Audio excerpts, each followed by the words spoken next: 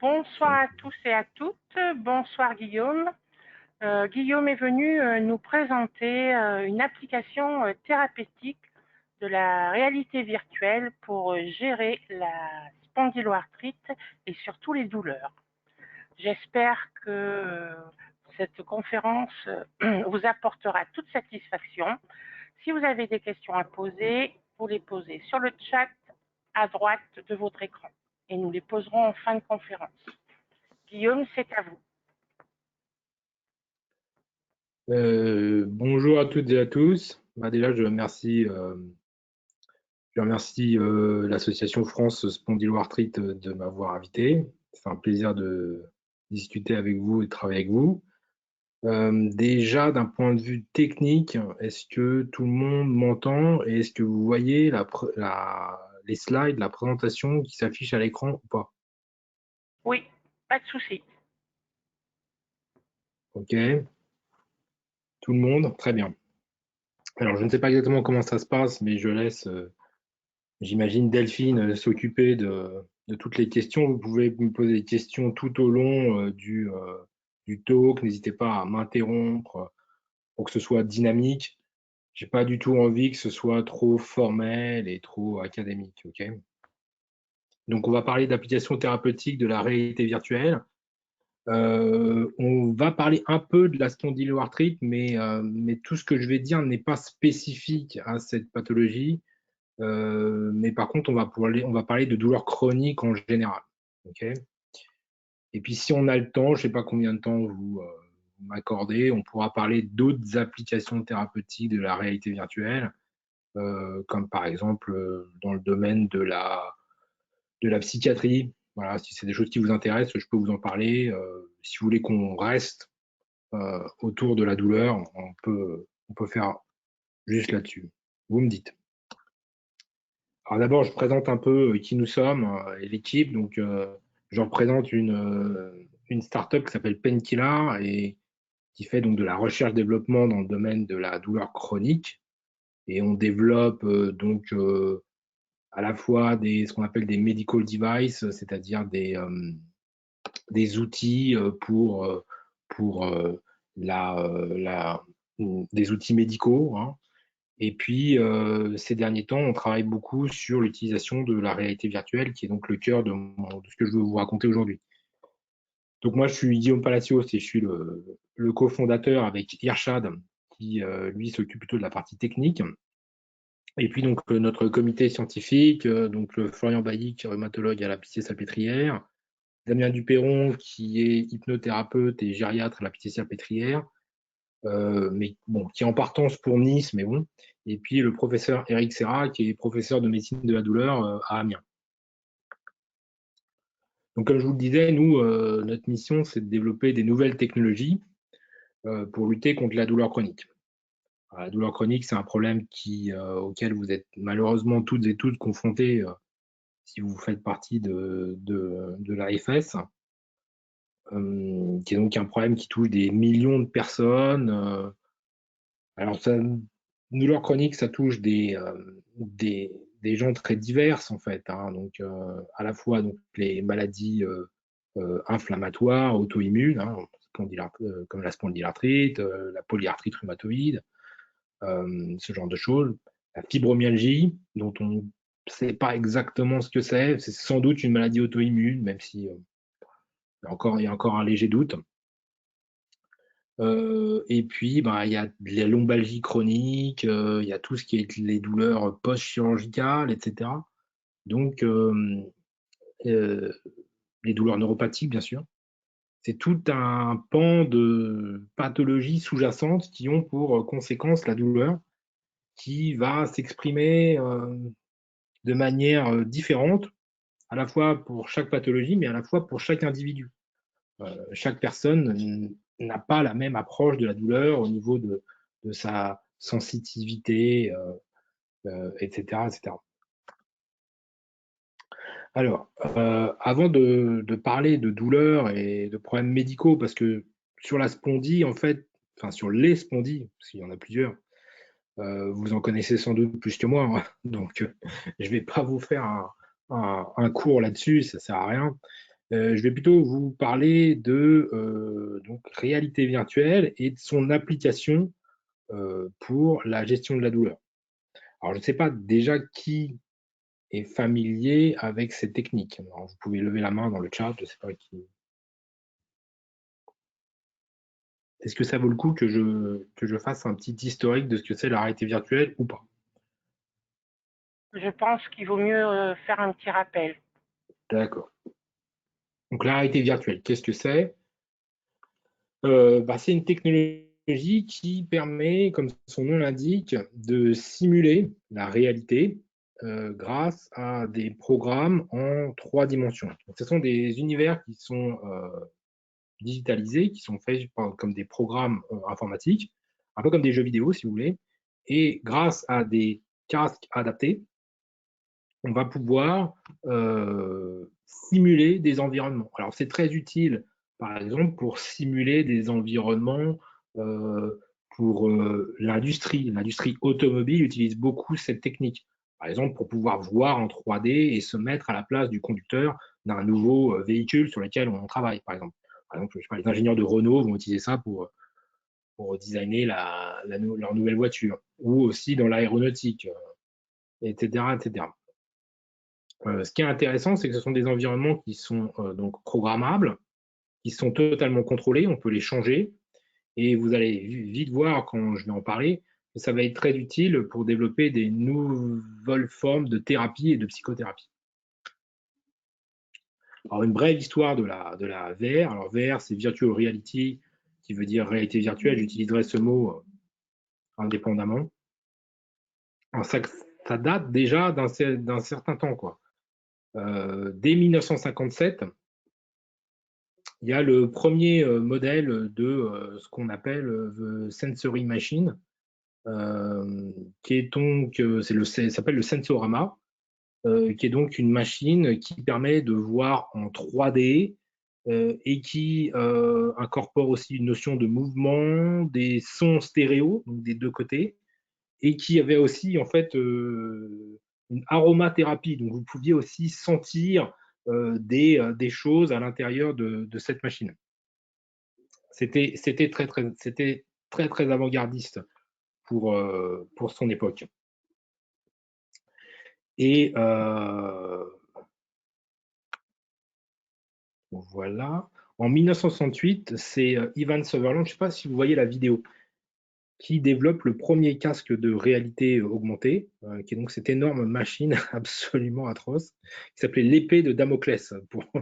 C'était son surnom, parce que ça vous tombait sur la tête comme une épée de Damoclès, et qui était capable comme ça de projeter un cube dans l'espace, ce qui était donc évidemment pour l'époque extrêmement avant-gardiste également. Alors, le terme réalité virtuelle, il faut attendre 1980 avec cet homme, Jaron Lanier, qui est donc un des pionniers de la Silicon Valley, qui a pour la première fois introduit le concept de réalité virtuelle comme donc des programmes informatiques qui pourraient remplacer ou imiter au plus près la réalité, peut-être même la supplanter. Alors, les premières applications de cette technique, donc on a vu dans l'industrie évidemment, et puis ça commence à devenir mainstream, comme on dit, c'est-à-dire grand public, avec le jeu vidéo. Souvent, le jeu vidéo est assez précurseur en termes de technologie. Donc, je ne sais pas s'il y en a parmi certains d'entre vous qui sont adeptes de jeux vidéo. Peut-être avez-vous connu peut-être avez-vous connu ce magnifique objet, le Virtual Boy, 1995 de chez Nintendo, qui était donc la première console en réalité virtuelle. Ça a été un flop commercial total. Par contre, c'était intéressant. Ça a permis déjà de démocratiser cette technique. Il faut attendre vraiment 2010 avec donc Oculus qui développe ce type de casque. Alors là, j'en ai un ici, par exemple. Ça, c'est le dernier né, le Oculus Quest 2. Qui donc remet à la mode la réalité virtuelle et qui, au passage, arrive à vendre sa société plus de 2 milliards de dollars, je crois, à Facebook.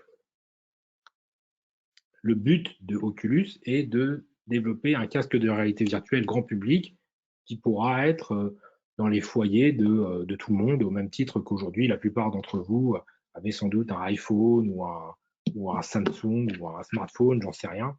Le but de ces sociétés, et je pense que, enfin, nous, personnellement, on croit que c'est une tendance assez forte, c'est que tout le monde demain sera équipé d'un casque de réalité virtuelle d'ici 5 ans maximum. Donc voilà, aujourd'hui, il y a toute une nouvelle palette de casques qui sont sur le marché, essentiellement dans le domaine du jeu vidéo, mais pas que. Alors, pourquoi je vous parle de réalité virtuelle alors qu'à la base, je dois vous parler de douleur? Vous êtes en train de me dire, ce mec est en train de faire un hors-sujet total. Pas tant que ça.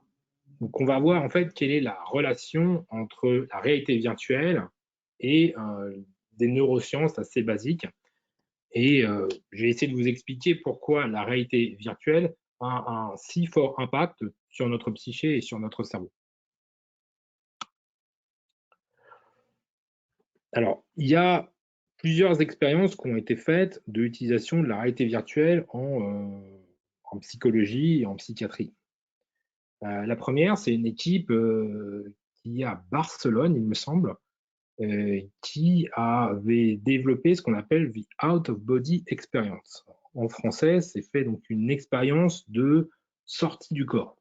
Ok. Alors attention, ça n'a rien de mystique, hein, c'est pas c'est pas des trucs ésotériques, etc., comme des gens qui prétendent sortir de leur corps, etc. Non, c'est vraiment une expérience vraiment de psychologie clinique.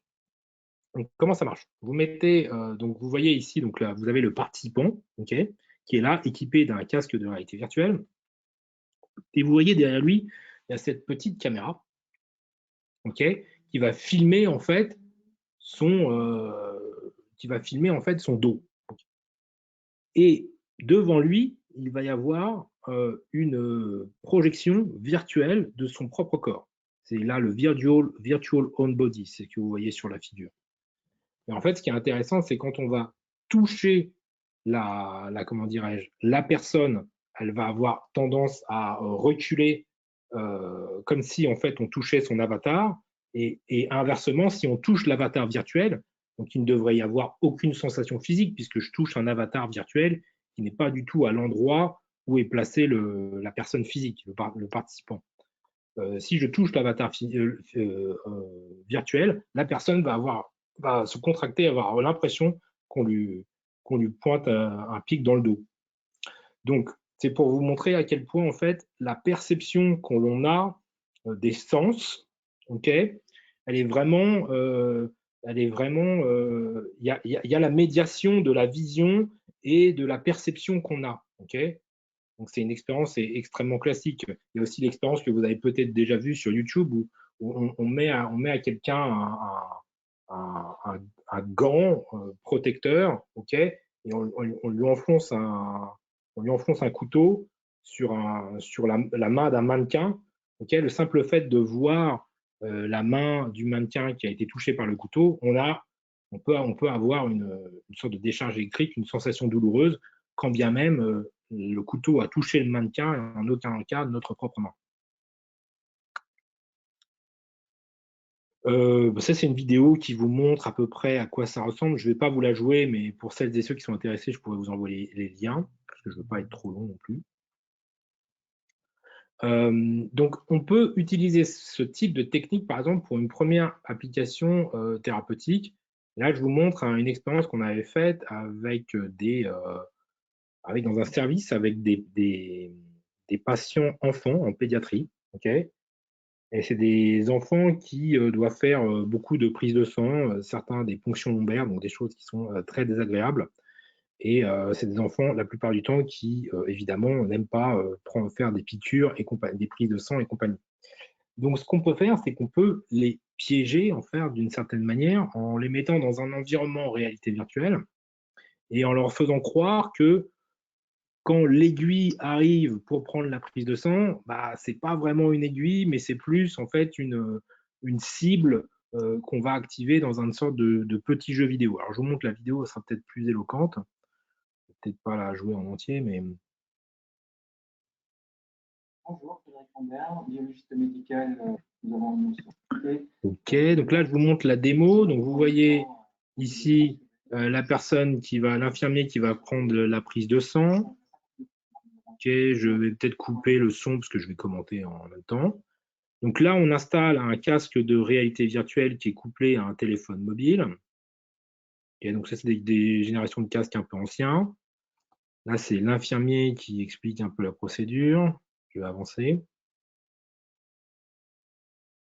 Donc, on installe le jeune homme, l'enfant, avec le casque de réalité virtuelle. Du coup, en fait, il est déjà complètement découplé de l'environnement anxiogène qui est celui du laboratoire de prise de sang. Okay, et donc, ça, c'est ce que voit l'enfant. Donc, c'est un petit jeu vidéo. Et donc, quand il peut, comme ça, envoyer des noix de coco sur des cibles, c'est le but. Et au moment, en fait, où on va lui faire la prise de sang, ici, voilà, tac. À ce moment-là, en fait, ce qu'on fait, c'est qu'on associe ça à un lâcher de ballon.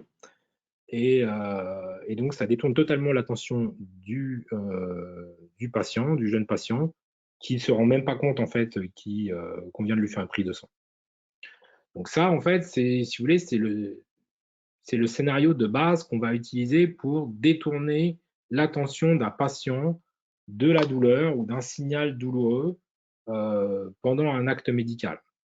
Alors ça va marcher surtout pour la douleur chronique, donc pour la douleur aiguë, pardon, c'est-à-dire la douleur qui va arriver une seule fois. Je vous injecte une aiguille dans le bras, vous cassez la cheville, etc. Ce sont des douleurs qui sont intenses, okay, en termes de niveau, mais qui ne vont pas durer dans le temps. Okay. Pour ça, ce type de techniques-là sont extrêmement efficaces et tout aussi efficaces qu'un patch EMLA, par exemple. Ça, c'est le premier truc que je voulais vous dire. Alors, attendez, il y a quelques... Voilà, donc c'est le premier concept, en fait, de neurosciences, c'est celui-là. Alors, ça aussi, je vous enverrai la vidéo, pareil, du petit bébé qui se fait vacciner, c'est à peu près le même concept. Donc, le premier concept, c'est ça, c'est donc la distraction, ce qu'on appelle le brain overload, c'est-à-dire saturer le cerveau d'informations, essentiellement d'informations visuelles, okay, auditives, et puis aussi, là, en réalité virtuelle, permet aussi la spatialisation en 3D. Il faut savoir que ces trois sens primitifs, hein, la vision, la spatialisation en 3D et l'audition, okay, avec l'olfaction aussi, ces quatre sens-là occupent 75% de nos fonctions cérébrales. Donc, 75% du cerveau est câblé pour déjà enregistrer et traiter ces informations de base, c'est-à-dire voir ce qu'il y a autour de soi, comment je me situe par rapport aux objets, okay, écouter, évidemment, et puis aussi sentir, qui sont en fait le toucher est un peu plus subtil, donc je n'en parlerai pas ici. Mais ces quatre sens fondamentaux sont ceux que l'on a développés depuis la nuit des temps et qui sont en alerte maximum d'un point de vue, je veux dire, de l'évolution et qui nous permettent, qui nous ont permis jusqu'à là de survivre en tant qu'espèce. Alors, il y a un autre concept qui est intéressant derrière ces idées d'utiliser de la réalité virtuelle pour la douleur, c'est le concept d'hypnose. Donc, j'imagine que certains d'entre vous, bon, j'en connais certains d'entre vous, hein, parce que je sais que certains d'entre vous ont participé au test qu'on a organisé avec l'AFS, justement. D'ailleurs, je profite de l'occasion pour vous en remercier, c'était très, très intéressant. Donc, je sais que certains et certaines d'entre vous ont déjà utilisé de l'hypnose thérapeutique parmi le panel de thérapeutique que vous avez à disposition, si vous êtes suivi par un centre antidouleur, par exemple. Donc là encore, l'hypnose, on va aller taper sur des couches un peu plus profondes de la psyché, pas seulement du sensitif, on va essayer d'induire cet état hypnotique qui est difficilement descriptible, en fait. C'est une sorte d'état modifié de conscience qui n'est pas vraiment éveillé, pas vraiment endormi, et dans lesquels on peut effectivement, avec un travail subtil, des scénarios, des voix, des images aussi, induire un état dans lequel les fonctions sensomotrices, qui sont les plus impliquées dans la douleur, hein, vont être comme ça mises un peu en arrière-plan, si vous voulez. Enfin, il y a un dernier concept qui est très intéressant pour comprendre pourquoi on peut utiliser la réalité virtuelle pour la gestion de la douleur, c'est le concept des neurones miroirs. J'ai commencé un peu à en parler quand je parlais des expériences extracorporelles. Alors, les neurones miroirs, en 2 mots, comment peut-on le comprendre? C'est donc une découverte majeure des neurosciences. Je vais essayer d'illustrer ce concept à partir d'un exemple. Okay, on ne va pas faire trop de théorie. Là, ce que vous voyez ici, c'est donc ce sont donc les IRM, ok. Ce sont les IRM. Alors, il me semble que ce sont des humains ou des primates évolués comme des chimpanzés. Il faudrait que je revoie. Ici, ce sont des humains, mais en fait, on peut faire la même expérience. Je vais vous raconter l'expérience sur les chimpanzés, mais chez l'humain, c'est exactement la même chose. On n'est pas très, très différent des chimpanzés, contrairement à ce qu'on se croit malin, mais on n'est pas tant que ça. L'expérience est la suivante. Vous avez 2 chimpanzés, ok, qui sont séparés par une vitre, ok. Donc, ils se voient l'un l'autre, mais ils ne peuvent pas entrer en interaction. Le premier chimpanzé va, tenez, je prends ici une clémentine, mais je crois que dans l'expérience, c'est une banane, peu importe. On lui tend un fruit et il va prendre ce fruit. Je ne sais pas si vous me voyez avec la caméra en même temps que je fais des gestes ou oui ou non. J'ai l'impression de parler dans le vide. Est-ce que vous me voyez avec la caméra Non, ou pas? non, pas du tout. Guillaume, on Ah, vous entend bien. vous me voyez ou pas? On vous voit et on vous entend. D'accord, c'est parfait, je vous remercie. Donc, le premier chimpanzé, ce qu'il fait, c'est qu'il va prendre le fruit. Ok. Et donc, le fait de prendre ce fruit, il va activer dans son cerveau la zone motrice, en fait, pour faire ce mouvement de prise et puis le ramener et puis éventuellement le manger. OK. Et donc, c'est ce que vous voyez dans la première ligne, là, executed reaching, OK, ce premier truc. Vous voyez ici les zones du cortex sensomoteur. Okay, donc là, il s'allume à gauche, donc ça veut dire que c'est un droitier, qui s'allume très, très fortement. Okay, donc ça correspond aux zones motrices, qui sont donc activées et qu'on peut voir donc à l'IRM fonctionnel parce qu'il a fait ce geste. Et alors, ce qui est intéressant, c'est que la deuxième ligne ici correspond à l'IRM, non pas du chimpanzé qui a pris la banane, qui a fait l'action lui-même, mais au chimpanzé qui a regardé son congénère prendre la banane. Vous voyez que les mêmes zones s'allument aux mêmes endroits de manière un peu moins forte. Okay, alors plus c'est blanc, plus c'est fort, rouge c'est légèrement fort, et quand c'est noir, il n'y a pas d'activité. Okay, donc vous voyez que les mêmes zones s'allument quand bien même le chimpanzé ne fait pas l'action. Il ne fait que regarder son congénère la faire. Okay, d'où l'idée, vous voyez d'où vient cette idée de neurone miroir, c'est qu'en fait, en nous, c'est essentiellement chez les primates évolués, hein, on n'a pas trop vu ça chez d'autres espèces, chez les primates évolués, les chimpanzés, les gorilles, les hommes évidemment, on a cette capacité à, le simple fait de voir quelqu'un faire une action, on est capable de la reproduire en pensée et d'activer les mêmes zones du cerveau, évidemment en intensité légèrement moindre, que la personne qui l'a fait. Et enfin, la dernière ligne, c'est imagined. Là, c'est carrément une personne qui ne va ni faire l'action, ni la voir, mais qui va, comme l'indique la légende, l'imaginer. C'est-à-dire que le simple fait de fermer les yeux et de penser que vous jouez au tennis, par exemple, vous allez activer les zones du cerveau qui correspondent à celles d'un joueur de tennis, donc coordination de mouvement, viser la balle, etc. etc. Okay, donc ça, c'est absolument passionnant. Qu'est-ce que ça veut dire? Ça veut dire qu'on peut évidemment travailler sur les zones sensibles, les zones motrices, etc., rien qu'en regardant des actions. Et vous voyez où je veux en venir. En réalité virtuelle, on va pouvoir faire ce type de travail, okay, c'est-à-dire plonger, par exemple, des gens qui ont des paralysies. On va leur permettre de réactiver les neurones moteurs et, comme ça, améliorer, accélérer leur réhabilitation. Okay, je ne sais pas comment on dit en français, leur rééducation, voilà, merci. Et on va voir que pour la douleur, ça va être le même mécanisme, c'est-à-dire que dans la douleur chronique, en général, ce sont des circuits neuronaux qui sont buggés, hein, un peu comme un ordinateur qui tourne en rond, c'est-à-dire que le signal douloureux tourne en boucle dans le cerveau sans forcément qu'il y ait de stimuli, okay, douloureux.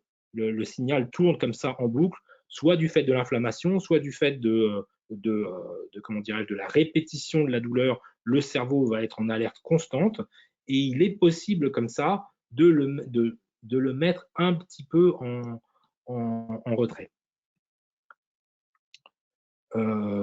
Alors, l'une des applications les plus fameuses de ces concepts, c'est la fameuse douleur fantôme, hein. Vous avez sans doute entendu parler de ça. Là encore, je vous passe une vidéo, mais je vais essayer de passer assez rapidement. Donc là, le cas d'école, c'est vraiment celui-là. C'est-à-dire, donc là, vous avez un patient qui a été amputé de la main suite à un accident. OK. Et donc, la main a été amputée, hein. Donc, a priori, il n'y a plus de terminaison nerveuse. Et donc, même si cette personne a eu un accident, je crois que c'était un accident de chantier ou quelque chose comme ça, il n'y a plus de raison, si vous voulez, purement mécanique qui dit, OK, cette personne a encore mal à la main. Donc, la main a été coupée. Donc, le chirurgien dit, moi, j'ai fait mon job, j'ai coupé la main. Normalement, il ne devrait plus y avoir de douleur. Or, la plupart des gens qui ont des membres coupés, des membres amputés, ont une douleur persistante qui peut être extrêmement vive, hein, qui peut correspondre à la même douleur que lors de l'accident qui a amputé la main. Ils ont la douleur même après amputation du membre douloureux. Alors, comment se fait-il? Ça vient du fait qu'en fait, la douleur s'est imprimée dans les circuits neuronaux.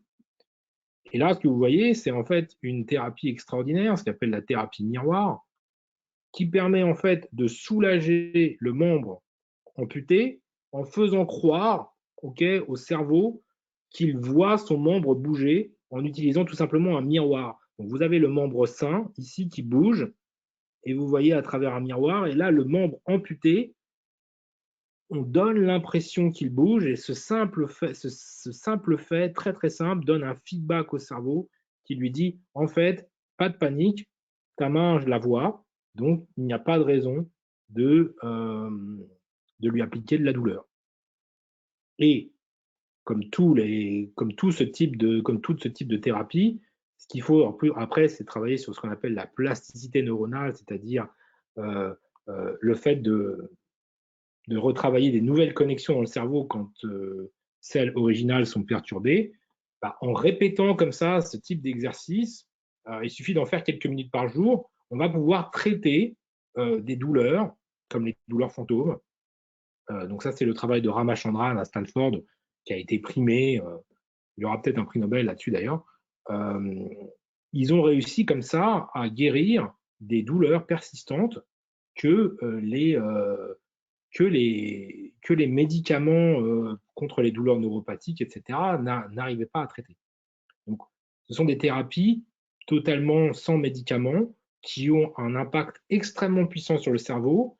Et ce n'est pas du flan, hein. Ce sont des trucs, comme je vous dis, qui sont mesurés par IRM fonctionnel. Ce sont des trucs qui sont étudiés dans les plus grandes universités du monde. Et ce sont des thérapies extrêmement sérieuses, notamment pour débloquer comme ça des douleurs qui sont mal maîtrisées par la pharmacopée traditionnelle. Alors, on en vient, donc je vous donne des exemples de réalité virtuelle en thérapie. Et puis après, je vous raconterai exactement ce qu'on fait nous et je vous donnerai les statistiques que l'on a, notamment j'ai inclus celles qu'on a faites avec l'AFS. Alors, la première application, c'est vraiment la douleur. Ok. Je pourrais vous donner je vais me concentrer sur celle-ci, et puis ensuite, je vais arrêter. Pour celles et ceux qui en voudraient en savoir plus, je pourrais continuer pour parler de problèmes psychiatriques. Alors, la douleur, comme je vous l'ai dit, donc maintenant que vous en connaissez un peu plus sur la réalité virtuelle, maintenant que vous en connaissez un peu plus sur les mécanismes impliqués dans la réalité virtuelle et l'interaction entre réalité virtuelle et cerveau, okay, on va pouvoir maintenant passer à des applications concrètes. Alors, la première application, alors elle date un peu, donc vous voyez que le graphisme est un peu et pas terrible. Alors attention, j'espère que s'il y a des âmes sensibles, s'abstenir parce qu'il y a des images de grands brûlés qui peuvent choquer certaines personnes. Donc je préfère le dire. Okay, bon, pour celles et ceux qui ne veulent pas voir, cachez les yeux. Tout le monde est prêt? J'y vais. Hein. Donc la première application, elle date des années 2009-2010, il me semble. Et là, donc vous voyez donc l'application pour des grands brûlés. Alors là, vous voyez donc le sergent Samuel Brown de l'US Army qui revient de la guerre en Irak, okay, pendant laquelle il a subi des blessures qui, donc, vous voyez, le pauvre a eu des brûlures du 3e degré. Alors pour les brûlures, on fait des soins, des greffes de peau, etc. Alors pour les greffes de peau, par exemple, attendez, je vais faire pause. Hein. Pour les greffes de peau, par exemple, c'est très très rare qu'on fasse ça sous anesthésie générale. En général, on a besoin d'avoir le feedback du patient pendant qu'on fait la greffe de peau pour savoir si ça prend, pour connaître quelles sont les zones qui sont sensibles, etc., pour tester la sensibilité de la peau. Et donc, ça se fait à la limite, un petit peu de lidocaïne pour calmer localement la douleur, mais ça ne se fait pas sous anesthésie générale. Or, c'est une procédure qui est très pénible, voire très douloureuse. Donc, c'est l'équipe de Hoffman qui a lancé ça à l'université de Washington aux États-Unis. Ce qu'ils ont fait, c'est qu'ils ont mis donc les gens, vous voyez, dans ce masque ici de réalité virtuelle, et ils ont projeté la personne dans un environnement qui s'appelle Snow World, donc le monde des neiges en français. Donc, vous voyez ici les chercheurs. Et en fait, le simple fait de mettre cette personne dans un environnement dans lequel il est chargé en fait de lancer des boules de neige sur des pingouins, etc., va entraîner en fait si vous voulez, un signal dissonant. D'un côté, il a l'impression d'être dans un environnement enneigé, donc de sentir une sensation de froid, et en parallèle, il est actuellement traité pour des brûlures extrêmement graves. Et vous voyez que ce contraste-là fait qu'en fait, le cerveau a du mal à gérer ça, la sensation de brûlure en même temps que tu me dis que je suis dans un environnement enneigé et immersif. Du coup, en fait, ce que fait le cerveau, c'est qu'il va faire un shutdown, c'est-à-dire il va annihiler cette sensation et dire je ne comprends pas cette information. D'un côté, je vois de la neige, de l'autre côté, j'ai de la sensation de brûlure. Du coup, je fais rien. Okay, et donc, ça agit comme ça, comme anesthétique très, très puissant, avec, vous voyez, un programme qui est vraiment, je veux dire, qu'un gamin de 14 ans pourrait programmer. Mais c'est très puissant. Pour celles et ceux que ça intéresse, je vous donnerai évidemment les liens et les comment dirais-je, et les articles, etc. Donc, il y a tout un pan de recherche qui s'est développé à la suite de ces premiers résultats. Donc là, je vous en montre quelques-uns. Alors, essentiellement des travaux américains et canadiens. Hein. Comme souvent en Europe, on est un peu à la traîne parce que c'est nouvelles technologies, blablabla. Bla, bla, bla. On fait toujours de la médecine un peu à la papa traditionnelle, mais bon, mais ça vient, ça vient. Donc ça, c'est le travail de Amber Shaw qui nous a servi énormément pour ce qu'on fait. Alors, ici, je vais faire une parenthèse. Pour l'instant, je vous ai montré des mécanismes assez simples pour les douleurs aiguës ou les soins douloureux. Okay, qu'en est-il de la douleur chronique? Alors, pour la douleur chronique, c'est beaucoup plus subtil. Parce que là, comme vous le savez, hein, souvent, ce sont soit des maladies chroniques inflammatoires, comme vous pouvez avoir dans la spondylarthrite, dans les formes de spondylarthrite par exemple,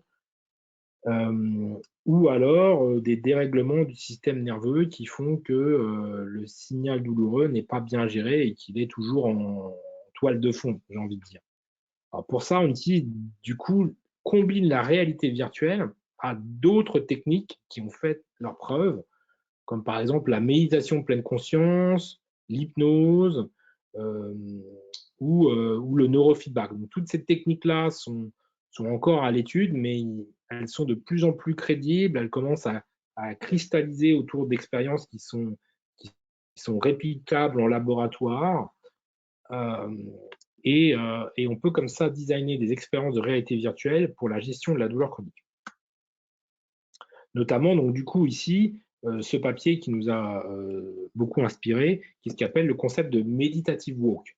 Alors, pour celles et ceux qui ont eu la chance de tester l'INDRA, vous connaissez ce concept, c'est-à-dire que vous allez, donc on va mettre le patient dans un environnement donc immersif et on va lui demander de faire une promenade. Alors, c'est une promenade virtuelle.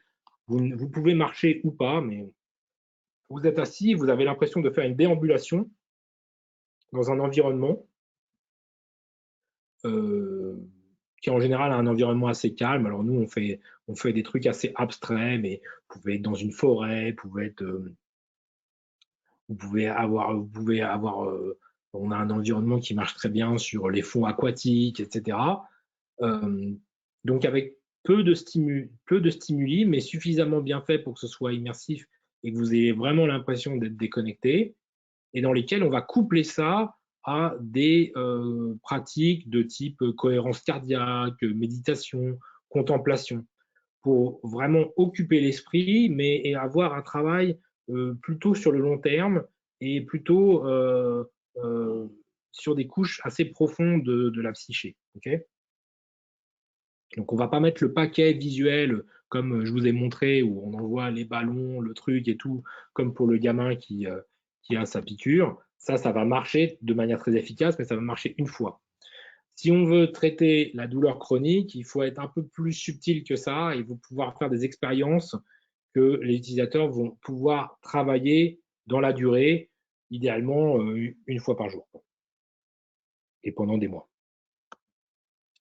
Alors, je vous montre un peu, nous, ce qu'on fait. Donc, on a développé une application qui s'appelle l'INDRA. Je vous montre la démo ici. Alors, la démo n'est pas à jour.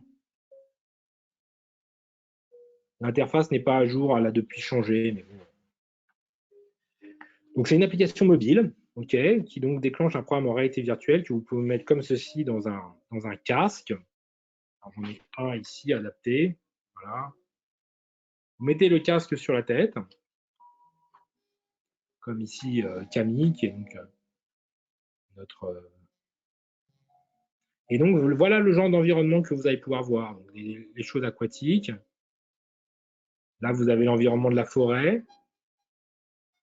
On va comme ça travailler sur des environnements extrêmement simples et on va essayer de vous faire des inductions qui ressemblent à de l'induction hypnotique.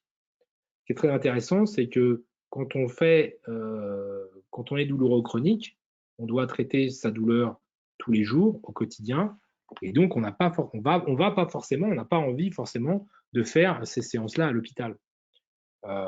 Pour le grand brûlé, c'est autre chose. Okay, là, il faut un environnement hospitalier. Mais pour la douleur chronique qu'on doit gérer au quotidien, surtout quand elle est liée à une pathologie chronique comme la spondie, par exemple, on essaie de développer des thérapies qui sortent des labos, qui sortent de l'hôpital et qui permettent de donner son autonomie au patient pour qu'il puisse le faire au quotidien. Donc on n'est pas les seuls à faire ce genre de choses, évidemment, hein, parce que toutes les bonnes idées, tout le monde les a à peu près en même temps.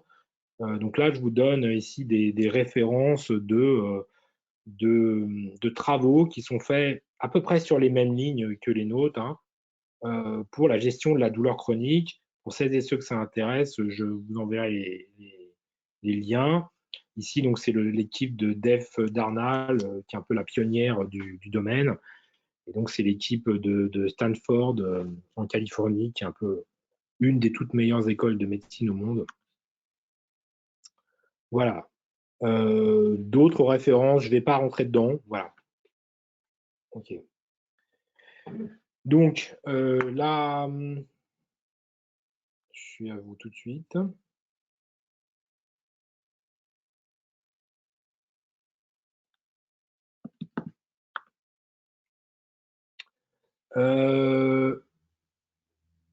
Alors, maintenant, je vais parler plus concrètement d'une étude qu'on a faite conjointement avec plusieurs associations de patients, notamment l'AFS. OK. Donc ça, ce sont des données confidentielles que je ne partage pas. Attendez, je vous prie de m'excuser. Je reviens tout de suite.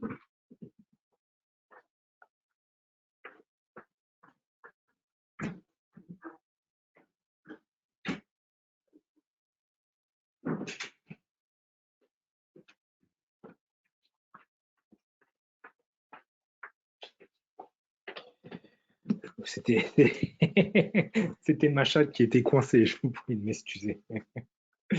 Alors, donc, on va regarder un peu quelle est donc les données qu'on a réunies donc, sur les études qu'on a faites, avec en particulier l'AFS, mais pas que. Donc, essentiellement, quand même, le profil de gens qui souffrent de douleurs chroniques, notamment inflammatoires, etc., ce sont plutôt des femmes, la très grande majorité, on va dire à 76-81%. Et ce sont des gens qui ont de la douleur chronique, hein, donc ça veut dire qui est là depuis plus de 5 ans. C'est essentiellement une douleur qui est de type constante. Okay. Alors, il y a aussi des douleurs dites récurrentes, donc qui marchent comme ça par pic. Alors, en général, il y a toujours.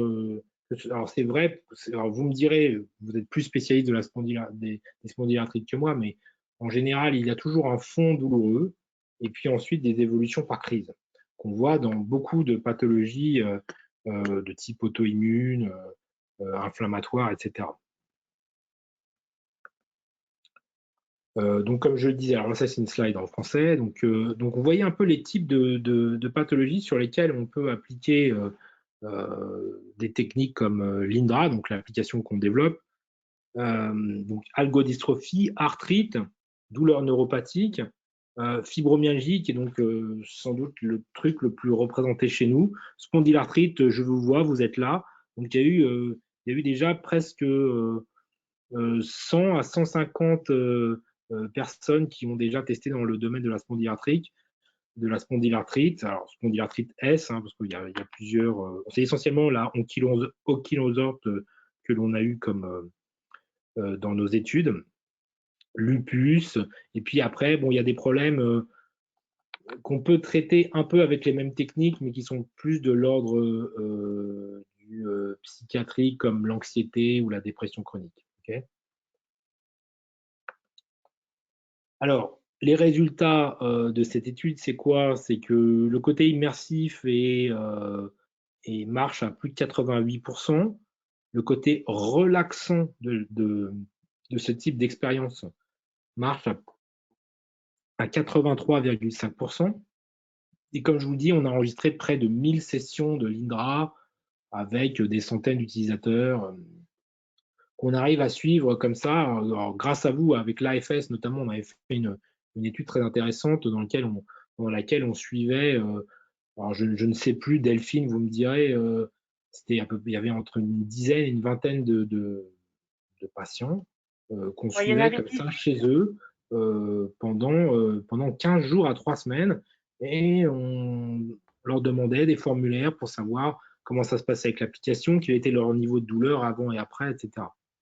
Donc, ce sont des travaux qu'on engage avec beaucoup d'associations dans le domaine, donc l'AFS évidemment, dans le domaine du syndrome thoracio-brachial, dans le domaine de la fibromyalgie, du lupus systémique, etc. etc.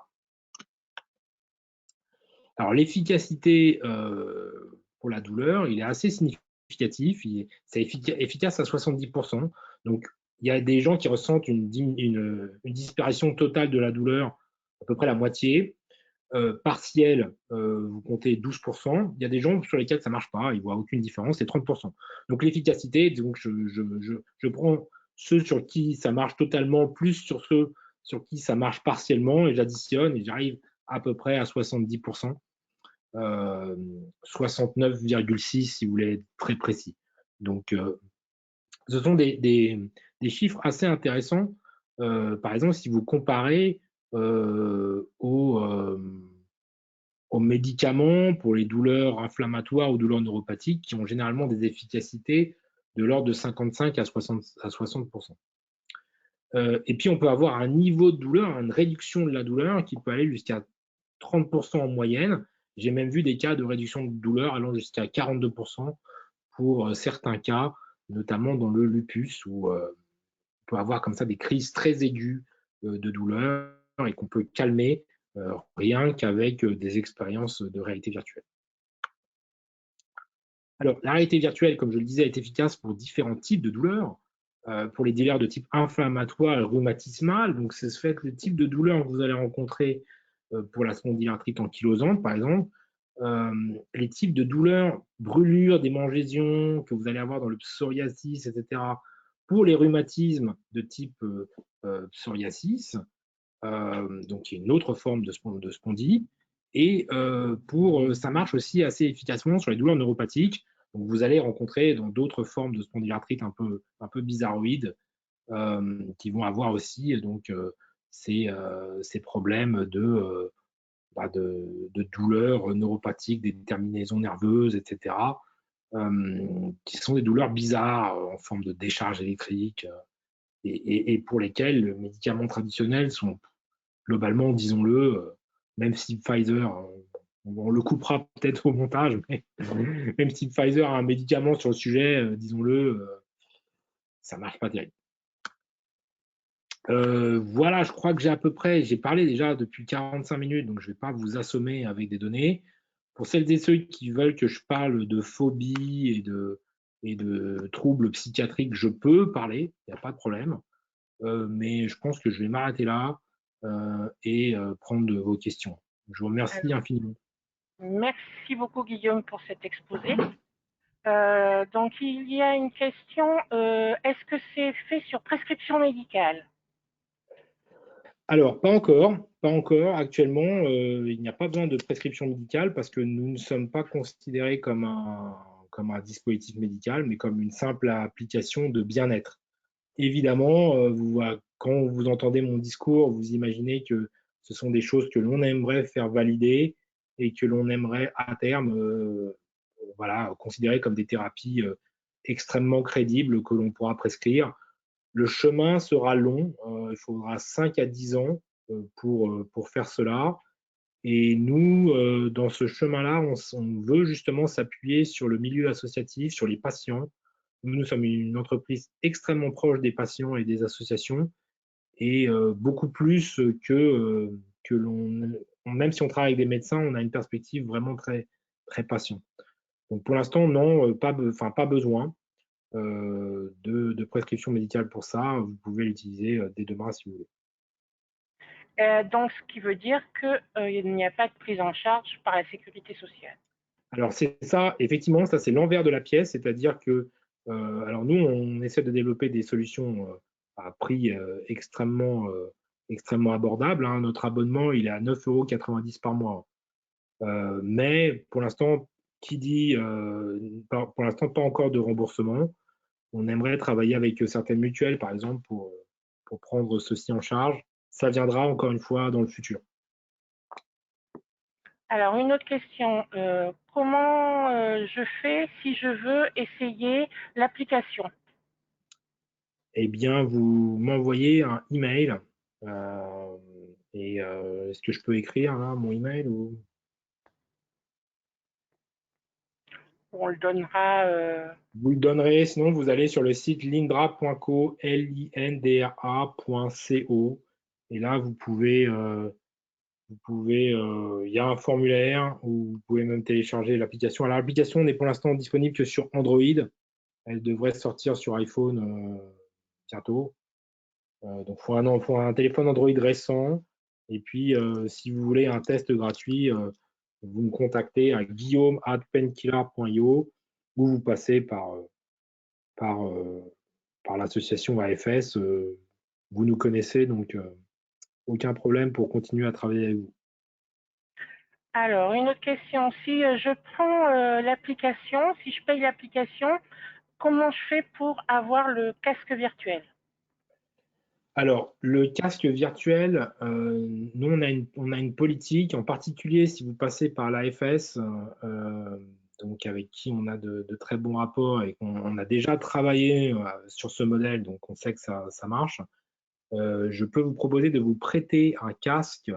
Donc, ça sera un casque de ce type-là, ok, un Omido dans lequel vous pouvez mettre votre smartphone comme ça. Donc, c'est très simple à utiliser. Tac, tac. Après, il y a des casques plus sophistiqués comme celui-là, mais qui coûtent beaucoup plus cher. Donc, pour l'instant, on sait que c'est un budget. Je peux vous en prêter un pour une période de 2-3 semaines. Et puis, vous me dites, voilà, pour que vous fassiez une idée. Parce que c'est vrai que la réalité virtuelle, là, j'ai essayé d'en parler, j'ai montré beaucoup d'images et de vidéos. Et c'est vrai que le mieux est de le faire, en fait. C'est quelque chose qui est Tout à difficile à décrire. Il faut vraiment en faire l'expérience par soi-même. Donc, pour toutes celles et ceux qui veulent tester par eux-mêmes, je peux vous prêter un casque, vous l'envoyer chez vous, vous testez pendant quelques semaines. Si ça vous plaît, ben, vous pouvez le garder et on vous fera euh, des tarifs avantageux. Si ça vous plaît pas, vous me le renvoyez. Voilà. D'accord. Combien de temps il faut faire cette application pour voir une efficacité? Est-ce qu'il faut le faire tous les jours, plusieurs fois par jour? Ouais, alors c'est une très bonne question. Alors j'ai des statistiques, mais que je peux pas vous montrer parce que il y a les noms il y a les noms alors pas des patients parce il y a le nom des unités de soins avec qui on travaille, donc c'est des données sensibles. Alors je vais les commenter à l'oral. Euh, En fait, déjà, comme toutes ces techniques, comme je vous le disais, il faut un peu réentraîner le cerveau. Et donc, c'est un peu comme un entraînement sportif. C'est-à-dire que si vous voulez courir un 20 km, vous n'allez pas y arriver du jour au lendemain. Et il va falloir effectivement s'entraîner régulièrement. Euh, D'après nos études à nous, okay, et celles de nos collègues américains, ce qu'on pense, c'est que entre 10 et 40 minutes par jour, tous les jours, vous allez avoir une efficacité. Déjà, si vous faites ça tous les jours pendant 3 semaines, vous allez déjà prendre l'habitude et l'engouement de le faire. C'est la première étape. Si vous n'adhérez pas au truc et que vous détestez, il vaut mieux arrêter, il ne faut pas se forcer. Mais si au bout de 3 semaines, vous adhérez, après, il faut compter à peu près 3 mois pour avoir des résultats. Mais déjà, au bout de 3 semaines, vous allez voir des résultats. Et ensuite, au bout de 3 mois, vous allez avoir des résultats à long terme sur la douleur chronique. Alors ça, c'est une hypothèse, ok. Donc je ne peux pas la vérifier à 100%, mais ce qu'on pense, c'est qu'il y a un effet rémanent. C'est-à-dire que si vous faites une thérapie pendant 3 à 6 mois, si vous l'arrêtez, vous allez en voir les bénéfices pendant encore longtemps. D'accord. Alors, y a-t-il des contre-indications? Ah, c'est une bonne question. Oui, il y en a. Alors elles sont rares et spécifiques, mais il faut quand même les mentionner. Alors ce sont des mécanismes qui sont un peu comme des jeux vidéo. Donc par exemple, les crises d'épilepsie, c'est déconseillé. Voilà. Vous allez avoir un casque sur le crâne, sur la tête. Alors si vous avez des cervicalgies lourdes, faudra faire gaffe. C'est pas déconseillé, mais il faudra faire gaffe. Euh, Si vous avez des problèmes d'oreille interne et de vertige, okay, type Ménière, ça va être un problème parce que en réalité virtuelle, votre seul guide, okay, pour voir de la droite et la gauche, ça va être votre oreille interne.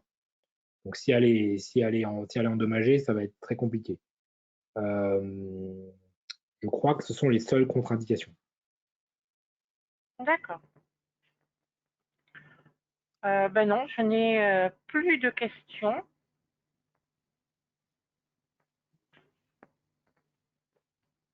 Je pense que tout le reste a été bien compris et bien expliqué du coup.